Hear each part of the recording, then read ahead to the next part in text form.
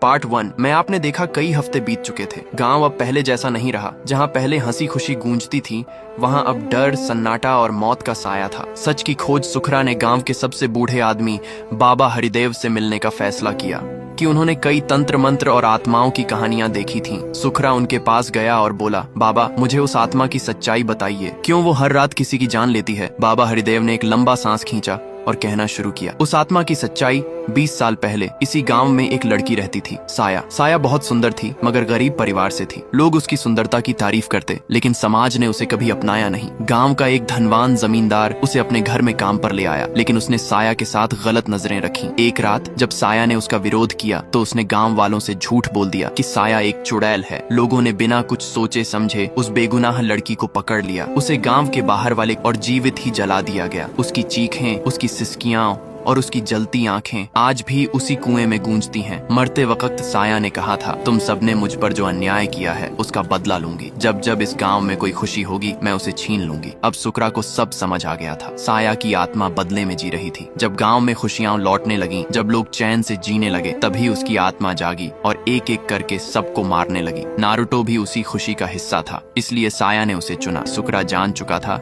कि अब सिर्फ एक ही रास्ता बचा है, साया की आत्मा को शांति देना। कुएं के पास पहुंचते ही तेज हवाएं चलने लगी और अचानक एक कड़कती चीख गूंजी, तू यहाँ क्यों आया है? साया की आत्मा हवा में उभरी। उसके बाल उड़ रहे थे, आंखें खून जैसी लाल थीं और चेहरा विकृत था। उसने कहा, तेरा भाई मेरे बदले का हिस्सा था और अब तू भी मरेगा। सुखरा ने कांपते हुए जवाब दिया, मैं जानता हूँ तुम पर क्या बीती है, लेकिन मेरा भाई निर्दोष था। जैसे तुम थी, मैं तुम्हें शांति देना चाहता हूँ। साया चीखी, झूठ, सब झूठ, सबने मुझे धोखा दिया। सुखरा ने फिर उसने जो सुना वो पूरे गांव ने सुना। साया की चीख, जो अब दर्द नहीं राहत से भरी थी। वो चीखती रही, मगर अब उसकी आंखों में गुस्सा नहीं, सिर्फ आंसू थे। धीरे धीरे उसका चेहरा नरम होने लगा, उसका शरीर धुआं बनता गया और हवा में विलीन हो गया। साया अब मुक्त हो चुकी थी। अगली सुबह सूरज निकला तो पहली बार गांव में पक्षियों की आवाज सुनाई दी। लोग अपने घरों से बाहर आए। सब कुछ सामान्य था, किसी की मौत नहीं हुई थी। कहानी का अंत साया अब नहीं थी, उसका बदला पूरा हो गया था।